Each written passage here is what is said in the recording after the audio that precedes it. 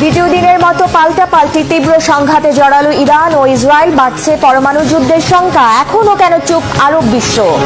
Israeli প্রধানমন্ত্রী Netanyahu দেশ ছেড়ে পালিয়ে যাওয়া গুঞ্জন। মাটির নিচে বাংকারে আশ্রয় নিচ্ছে সাধারণ ইসরায়েলিরা। মাত্র 10 মিনিট দেরি করায় বাঁচল জীবন কিভাবে, জানালেন জীবিত ভূমি। তাহলে কি কিছু ক্ষতি বড় বিপদ থেকে বাঁচায়? এটি কি তার প্রমাণ?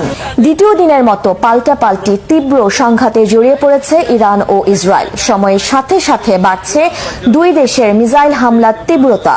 ফলে ওই অঞ্চলে ছড়িয়ে পড়েছে পরমাণু যুদ্ধের শঙ্কা। একই সাথে বাড়ছে মৃত্যুর মিছিল আর ক্ষয়ক্ষতি। ইরানের হামলায় ফিলিস্তিনের গাজার মতোই ধসে পড়েছে ইসরায়েলের ঘরবাড়ি। ইরানের পরমাণু অস্ত্র তৈরির হুমকি শেষ না হওয়া পর্যন্ত দেশটিতে হামলা চালিয়ে যাওয়ার হুঁশিয়ারি দিয়েছে ইসরায়েল। ভয়াবহ জবাব দেয়া পাল্টা হুমকি দিয়েছে ইরানও। দুই দেশের এমন সরাসরি সংঘাতে জড়িয়ে পড়ায় প্রশ্ন উঠেছে, ইসরায়েল কেন ইরানের উপর হামলা চালালো? আর এখনো কি চুপ করে দেখবে আরব বিশ্ব? কি বলছেন বিশ্লেষকরা?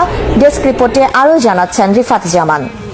রক্তের বদলে রক্ত, চোখের বদলে চোখ। প্রতিশোধের আগুনে জ্বলে ওঠা ইরান এমন ঘোষণা দিয়ে পাল্টা আঘাত হানল ইসরায়েলে।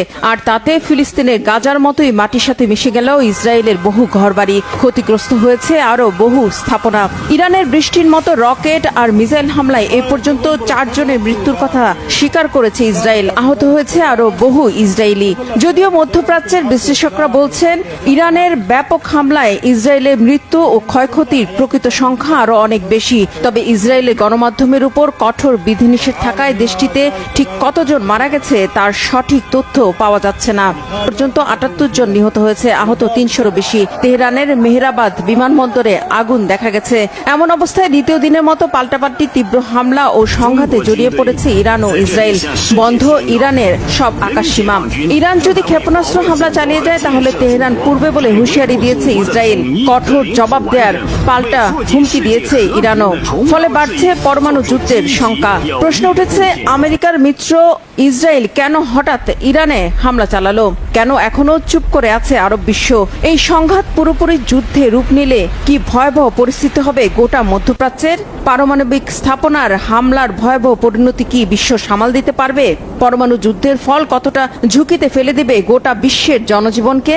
নিরাপত্তা বিশ্লেষকরা বলছেন, ইরানে হামলা ইসরায়েলকে ভয়াবহ বিপদে ফেলে দিতে পারে। তারা বলছেন, অপারেশন রাইজিং লায়ন নামে যে অভিযান ইসরায়েল চালিয়েছে ইরানের উপর তা নজিরবিহীন। 80-র দশকে ইরান ইরাক যুদ্ধের পর এটি ইরানের ভূখণ্ডের উপর চালানো সবচেয়ে বড় হামলা। প্রশ্ন উঠেছে, পরমাণু ইস্যুতে ইরানের সাথে যখন যুক্তরাষ্ট্রের দফায় দফায় বৈঠক চলছে, ঠিক তখন কেন ইরানে হামলা চালালো ইসরায়েল? নিরাপত্তা বিশ্লেষকরা বলছেন, ইরান পরমাণু অস্ত্র তৈরি করছে। এই ভয় থেকেই তাদের পরমাণু স্থাপনা ধ্বংস করতে চাচ্ছে ইসরায়েল। যদিও পরমাণু অস্ত্র তৈরির কথা বারবারই অস্বীকার করে আসছে ইরান। 2003 সালে ইরাকে গণবিধ্বংসী অস্ত্র থাকার অভিযোগ তুলে আগ্রাসন চালিয়েছিল ইঙ্গো মার্কিন বাহিনী। আর এখন মিথ্যা অজুহাত তুলে সেই আমেরিকার মিত্র ইসরায়েলও একই পথে হাঁটছে, যাতে পূর্ণ সমর্থন রয়েছে আমেরিকার। তবে ইরানের পরমাণু স্থাপনা ধ্বংস করা ইসরায়েলের পক্ষে সম্ভব নয় বলে মনে করছেন বিশ্লেষকরা। তারা বলছেন, ইরানের অনেক গুরুত্বপূর্ণ স্থাপনা মাটির অনেক গভীরে। মাটির স্তর এবং শক্তিশালী কংক্রিট দ্বারা যেগুলো সুরক্ষিত রয়েছে, যা ধ্বংস করার মতো অস্ত্র ইসরায়েলের কাছে নেই। ফলে ইরানের শীর্ষ বিজ্ঞানীদের ব্যাপক হত্যার মাধ্যমে কেবল দেশটির পরমাণু কার্যক্রম কিছুটা পিছিয়ে দিতে পারে নেতানিয়াহুর বাহিনী, কিন্তু পুরোপুরি থামাতে পারবে না। কারণ যতক্ষণ পর্যন্ত ইরানের সরকার টিকে থাকবে ততক্ষণ পর্যন্ত তা আবারও নির্মাণের চেষ্টা করা হবে।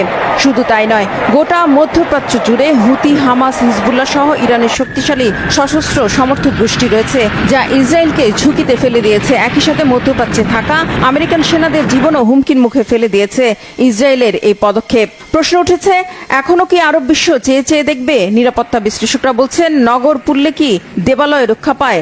আর এটা কি আরব বিশ্বের অন্য দেশগুলোর অজানা? পুরোদমে যুদ্ধ ছড়িয়ে পড়লে মধ্যপ্রাচ্যের অন্য দেশগুলো কি রক্ষা পাবে? আর পরমাণু অস্ত্রের ব্যবহার হলে তা মধ্যপ্রাচ্য তো বটেই, গোটা বিশ্বকেই হুমকির মুখে ফেলে দেবে। বিশ্বজুড়ে বিশ্লেষক ও নীতি নির্ধারকরা এই সংঘাতের সম্ভাব্য পরিণতি নিয়ে তাই গভীর উদ্বেগ জানিয়েছেন। এদিকে ইরানের তীব্র হামলার মুখে ইসরায়েলের প্রধানমন্ত্রী বেনিয়ামিন নেতানিয়াহু দেশ ছেড়ে পালিয়ে গেছেন বলে গুঞ্জন উঠেছে। মাটির নিচে বাংকারে আশ্রয় নিয়েছে ইসরায়েলের বহু সাধারণ মানুষ। আর ইসরায়েলকে সমর্থন দিলে মধ্যপ্রাচ্য থাকা যুক্তরাষ্ট্র, যুক্তরাজ্য ও ফ্রান্সের সেনা ঘাঁটি জাতীয় জাহাজে হামলা হুমকি দিয়ে রেখেছে ইরান। হিজল জুবাইরের ডেস্ক রিপোর্টে বিস্তারিত। অপারেশন ট্রু প্রমিস 3-র প্রথম দফার মিসাইল হামলায় ইসরায়েলের অন্তত 150 লক্ষ্যবস্তুতে আঘাত হানার দাবি জানিয়েছে ইরানের বিপ্লবী গার্ড বাহিনী আইআরজিসি। আইআরজিসির অন্যতম শীর্ষ কর্মকর্তা ব্রিগেডিয়ার জেনারেল আহমদ ভাহিদির বরাত দিয়ে একথা জানিয়েছে ইরানের রাষ্ট্রীয় সংবাদ মাধ্যম প্রেস টিভি। ভাহিদি জানান, ইসরায়েলের আক্রান্ত ওইসব লক্ষ্যবস্তুর মধ্যে কৌশলগতভাবে খুবই গুরুত্বপূর্ণ বেশ কিছু সামরিক ঘাঁটি আছে। এদিকে ইসরায়েলে চলমান এই হামলা সহসাই থামবে না।